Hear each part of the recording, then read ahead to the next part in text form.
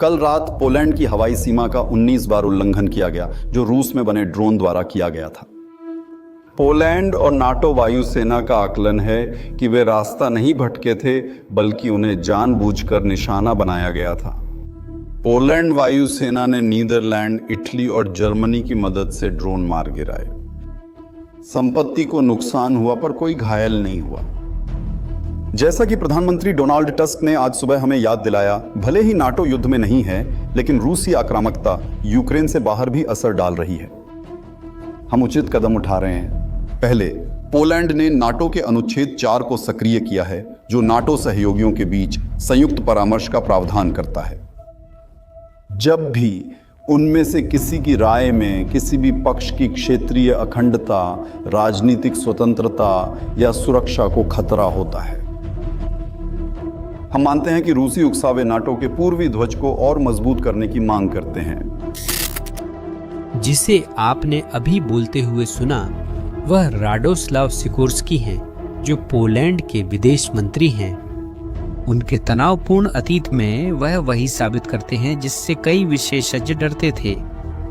Ukraine में युद्ध शुरू होने के बाद पहली बार मंत्री के अनुसार नाटो के एक सदस्य देश को अपने क्षेत्र की रक्षा के लिए गोली चलानी पड़ी। ध्यान तुरंत गया और सबूत एक बहुत गंभीर बात की ओर इशारा कर रहे थे, एक साधारण दुर्घटना। लेकिन रूस ऐसा क्यों करेगा? क्या यह भी जोखिम भरा नहीं है? क्या यह सिर्फ एक घटना थी जिसमें कोई रूसी कंपनी शामिल थी, या इसके पीछे कोई बड़ी रणनीति थी?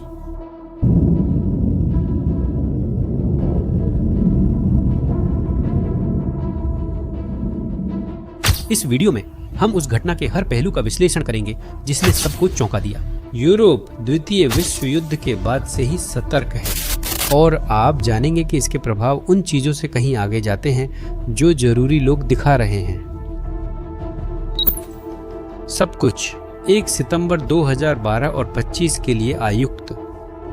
रूस युद्ध की शुरुआत से ही यूक्रेन पर अपने सबसे तीव्र हमलों में से एक की तैयारी कर रहा था। लक्ष्य स्पष्ट था, यूक्रेन का पश्चिमी क्षेत्र, ठीक वहीं जहां पश्चिमी देशों द्वारा भेजे गए हथियार और उपकरण पहुंचते हैं। और हमले का पैमाना वाकई चौंकाने वाला था। हम बात कर रहे हैं 4 ड्रोन, 40 मिसाइलें, ये सब एक ही रात में। लेकिन इस बार कुछ अलग था, अलग देश। हमले के दौरान पोलैंड के लोगों ने एक अनपेक्षित चीज देखी।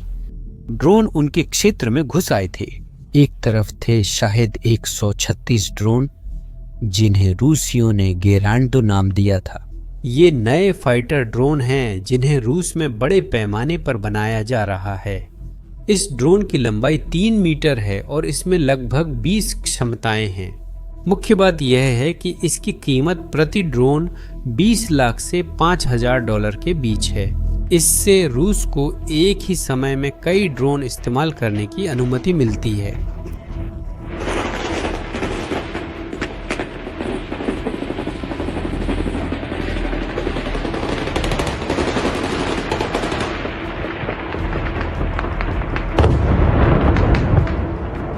दूसरी ओर दुनिया के सबसे उन्नत रक्षा सिस्टम हैं।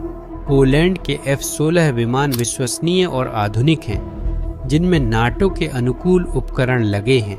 डच F-35 विमान, अत्याधुनिक विमान जो रडार से छुप सकते हैं और दूर से छोटे लक्ष्यों का पता लगा सकते हैं। और सभी इतालवी अधिकारियों का समन्वय करते हुए एक ऐसा विमान जो हवाई पोस्ट की तरह 4 किलोमीटर से अधिक दूरी पर लक्ष्य खोज सकता है। यह तुलना एक अलग बुनियादी अंतर है। तुलना, रूस ने सस्ते, एक बार इस्तेमाल होने वाले हथियारों की रणनीति अपनाई, जिससे नाटो को महंगे और पुनः उपयोग योग्य उपकरणों से जवाब देना पड़ा। और यह भी वायु रक्षा की सबसे बड़ी कमजोरियों में से एक को उजागर करता है। हालांकि आधुनिक प्रमुख पुरुष अधिक कुशल, खतरनाक, विविध और अधिक संख्या में हैं। पोलैंड के पहले मंत्री डोनाल्ड टस्क ने बाद में पुष्टि की कि ड्रोन ने देश के क्षेत्र का उल्लंघन किया था। यूक्रेनी जेलेंस्की ने भी यह व्यक्त किया कि संख्या और भी अधिक हो सकती है, जो 24 ड्रोन तक पहुंच सकती है। सुबह 1 बजे हमारे सैन्य बलों ने पोलैंड सीमा की ओर रूसी ड्रोन गतिविधि दर्ज की। यह गतिविधि कोई गलती नहीं बल्कि जानबूझकर की गई है। रूसियों ने पोलैंड की हवाई सीमा में घुसने के लिए हमारे और बेलारूस के क्षेत्र का उपयोग किया। करीब 2 दर्जन ड्रोन पोलैंड में घुसे। यूक्रेन ने शायद कुल संख्या का आधा भी नहीं भेजा। गतिविधि का हिसाब लगाया गया है और हम देख सकते हैं कि आखिरकार स्थिति क्या है। इससे निपटना कितना मुश्किल था। यूक्रेन ने पोलैंड को हमले का मुकाबला करने में आवश्यक सहायता की पेशकश की।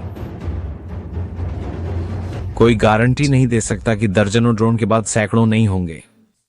मुझे पता है कि आप में से कई लोग सोच रहे होंगे, क्या यह सिर्फ एक दुर्घटना थी? और ठीक है, रूसी सरकार ने तुरंत बयान दिया कि इन ड्रोन का उद्देश्य पोलैंड पर हमला करना नहीं था। लेकिन यूक्रेनी खुफिया एजेंसी ने कुछ बिल्कुल अलग बताया। यूक्रेन के हमारे काम का एक नक्शा, जिसमें पोलैंड को ड्रोन के मुख्य लक्ष्यों में से एक के रूप में चिह्नित किया गया है। यूक्रेन के साथ यह उससे भी ज़्यादा गंभीर था। यह पहली बार था जब प्रतिक्रिया सकारात्मक थी और वे खुश थे। एक देश ने यूक्रेन पर रूसी सैन्य आक्रमण की पहल के दौरान रूसी सैन्य उपकरणों पर गोलीबारी की। पोलैंड के F युद्धक विमान तैनात किए गए थे। उन्हें नीदरलैंड के E-35 विमानों से मदद मिली। एक इतालवी वायुसेना के विमान ने ड्रोन की स्थिति के बारे में जानकारी दी। अन्य देशों के विमानों ने भी मदद की, जिससे लड़ाकू विमान अधिक समय तक हवा में रह सके। इस तनावपूर्ण माहौल के बीच कई पुलिस रिपोर्टों को अस्थायी रूप से शामिल किया गया, या रेजेसो से, जो यूक्रेन के लिए उपकरणों के लिहाज से बहुत महत्वपूर्ण है। 3 क्षेत्रों के निवासियों को एक साथ चेतावनी मिली। असल में ये उपकरण इन ड्रोन का नियंत्रण खोजने के लिए हैं और यह एक अज्ञात स्रोत की परियोजना है। एक घर और एक व्यक्ति को भी नुकसान पहुंचा, लेकिन सौभाग्य से कोई घायल नहीं हुआ। अब वापस आते हैं हमारे सवाल पर, क्या यहाँ वाकई में कोई हमला हुआ था? क्यों? इस सवाल का जवाब जानने के लिए आपको रुकना और तैयार रहना होगा। अगर जस्टिस ने यह जानबूझकर किया है, तो इसका मतलब है कि वे जानबूझकर सीमाओं की परीक्षा ले रहे हैं, और अगर ये गलती से हुआ तो ये एक खतरनाक बढ़ोतरी थी। अधिकांश अधिकारी, यूरोपीय अधिकारी और सैन्य विश्लेषक एक स्पष्ट निष्कर्ष पर पहुंचे हैं। उनके लिए यह एक जानबूझकर किया गया परीक्षण था। सुरक्षा के विशेषज्ञों के लिए यह पोलैंड के लिए एक संदेश था और शरद ऋतु में रक्षा क्षमता की परीक्षा लेने के लिए एक परीक्षण था। कुछ अन्य विश्लेषकों ने इसे यह देखने के लिए एक परीक्षण के रूप में देखा कि यूरोप कैसे प्रतिक्रिया करता है। लेकिन यह और भी अधिक रणनीतिक है, क्योंकि रूस इसे खुफिया जानकारी की गुणवत्ता और पूरी तरह से अस्वीकार करने के रूप में देखता है। रूस महत्वपूर्ण चीजों को देख सका, जैसे कि ड्रोन का पता लगाने और प्रतिक्रिया देने में कितना समय लगा, नाटो ने किस प्रकार के विमान और उपकरणों का उपयोग किया, राजनेताओं ने कितनी जल्दी फैसले लिए, गठबंधन के सदस्य एकजुट होकर प्रतिक्रिया दी। दूसरे शब्दों में, रूस वे सिस्टम की गति, उसकी क्षमता और उनकी दृढ़ता को परख रहे हैं। हालांकि हैकर्स जो किसी सिस्टम की सुरक्षा को बड़े हमले से पहले परखते हैं, वे स्थिति की गंभीरता को समझते हैं। पोलैंड खुद को परमाणुओं में भारी बदलाव करने के लिए मजबूर पाया।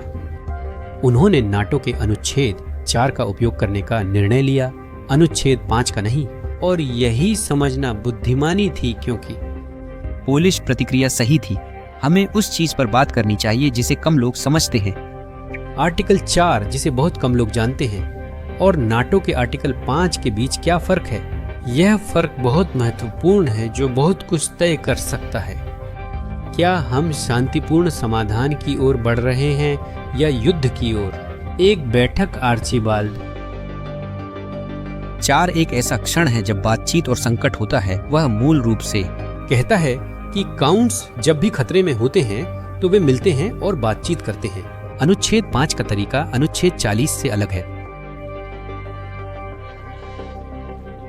उद्देश्य है कि सभी 32 देश मिलकर बातचीत करें। समस्या के बारे में मैं हूं। अनुच्छेद 5 दूसरी ओर मुख्य नियम है। स्वायत्त और गारंटीकृत है कि शरद ऋतु में किसी देश में समझौता होता है, लेकिन यहाँ वह है जो बहुत से लोग नहीं जानते। अनुच्छेद 5 वहाँ सभी देशों को स्वचालित रूप से युद्ध के लिए बाध्य नहीं करता। हर देश यह तय कर सकता है कि वह किस प्रकार की सहायता देगा। इसमें सैन्य बलों को शामिल करना या न करना भी शामिल है। अनुच्छेद 5 का अब तक सिर्फ एक बार इस्तेमाल हुआ है। इतिहास में 2017 को छोड़ दें, 2001 में संयुक्त राज्य अमेरिका पर आतंकवादी हमलों के एक दिन बाद, उस समय प्रतिक्रिया में नाटो के विमानों ने अमेरिकी आकाश में गश्त की थी और जहाजों ने भूमध्य सागर में निगरानी की थी। लेकिन अफगानिस्तान में उन देशों की उस संदर्भ में कोई आधिकारिक कार्रवाई नहीं हुई थी। सितंबर 2005 की घटना से पहले आर्चिगल 42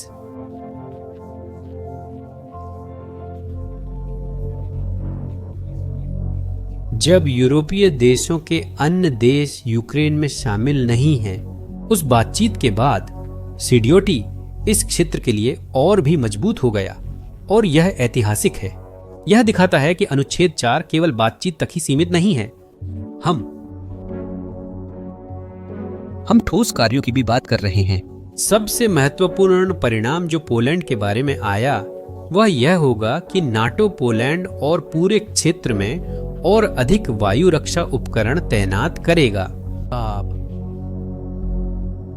क्या आपको नवंबर 2022 में पोलैंड सीमा पर मिसाइल गिरने और 2 लोगों की मौत याद है?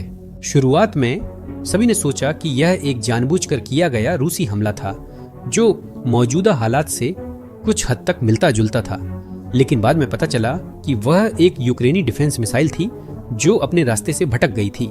इस अनुभव ने सिखाया कि अपूरणीय फैसलों से पहले तथ्यों की अच्छी तरह जांच जरूरी है, और यही घटना बताती है कि नाटो अपनी प्रतिक्रिया में इतना सतर्क क्यों है।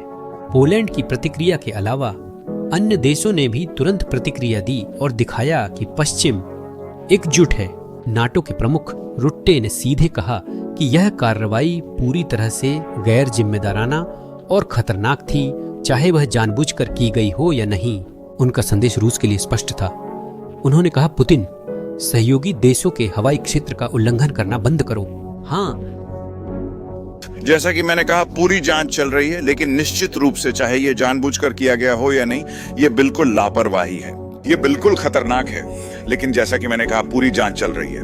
और पुतिन को मेरा मतलब है, मेरा संदेश साफ है, यूक्रेन में युद्ध बंद करो, बढ़ते हुए युद्ध को रोको, जिसे वह अब बुनियादी तौर पर निर्दोष नागरिकों और नागरिक ढांचे पर थोप रहे हैं। मित्र देशों की हवाई सीमा का उल्लंघन बंद करो और जान लो कि हम तैयार हैं, हम सतर्क हैं और हम नाटो की हर इंच जमीन की रक्षा करेंगे। यूरोपीय आयोग के अध्यक्ष ने इस घटना को पहले कभी न देखी गई चीज बताया और कहा कि यूरोप अपने क्षेत्र के हर इंच की रक्षा करेगा। यूरोप के सभी देश इसकी निंदा करते हैं। और क्या आप जानना चाहते हैं कि रूस इन आरोपों का जवाब कैसे देता है? हमेशा की तरह सब कुछ नकारते हुए। और बाकी लोग, आधिकारिक तौर पर रक्षा मंत्री जस्टिस ने कहा कि उनके ड्रोन निशाना नहीं हैं। नेपोलियन के रूसी प्रतिनिधि ने कहा कि आरोप झूठे हैं, अपोलोनिया को कोई सहायता नहीं दी गई। मॉस्को में क्रेमलिन के प्रवक्ता ने कहा कि यूरोप और ऑटम ने रूस पर उकसावे का आरोप लगाया है। हर दिन बिना किसी बहस के जॉन संयुक्त राज्य अमेरिका को जवाब देता है, बेन, यह भ्रम था और हम गठबंधन में विभाजन हो सकता है। सरकारी अमेरिकी सरकार की आधिकारिक प्रतिक्रिया सामान्य थी, इस बात की पुष्टि करते हुए कि वाशिंगटन घटनाओं को जानता है और सहयोगियों से बात कर रहा था। लेकिन राष्ट्रपति ट्रंप की सोशल मीडिया पर दी गई संदेश ने चीजों को और भी जटिल बना दिया। अपनी पोस्ट में उन्होंने बस इतना ही लिखा था, क्या हो रहा है? यह यहूदी लोगों के पोलैंड क्षेत्र को देखने से जुड़ा है, जैसे चलो वहां चलते हैं। कोई नहीं समझा निर्देशक, वह रूस या इतिहास की आलोचना कर रहे थे। अब एक बात इस बारे में वैसे काफी स्पष्ट हो गई थी, वह एक खतरनाक बढ़ोतरी का प्रतिनिधित्व करता है और संघर्ष के कुछ हिस्सों को ग्रे क्षेत्र से टकराव की ओर ले जाता है, लेकिन वह भी सीमित रूप में। उसने एक ही समय में दो चीजें दिखाई। यहूदी अपने स्वायत्त जीवन की सीमाओं को और अधिक परख रहे हैं और यह कि एक ओटियन। हमें तेज और समन्वित जवाब देना होगा। यह घटना एक अलग मामला नहीं होनी चाहिए, बल्कि यह रूस द्वारा पश्चिम के खिलाफ पिछले 10 वर्षों से इस्तेमाल की जा रही हाइब्रिड रणनीतियों का हिस्सा है।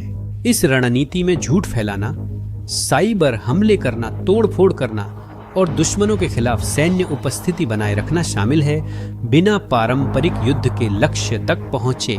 लेकिन अब हम क्या उम्मीद कर सकते हैं कि आगे क्या होगा? देखिए, ठीक है, अगर हम अतीत में हुए विवादों को देखें तो नाटो की बातचीत का नतीजा यह होगा कि नेपोलियन में बहुत सारा हवाई उपकरण आ जाएगा और नाटो शायद यह दिखाना चाहेगा कि इस तरह की उपसवेबाजी के परिणाम स्वरूप और भी ज्यादा प्रतिक्रिया होगी। कोई हताहत न होना और दोनों पक्षों का तनाव न बढ़ाना सबसे बुरे हालात टलने का कारण बना।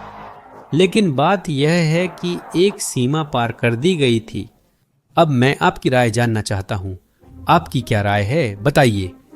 पोलैंड ने आर्टिकल 4 को चुनकर सही किया। अपनी जिम्मेदारी हमारे कमेंट्स में बताएं।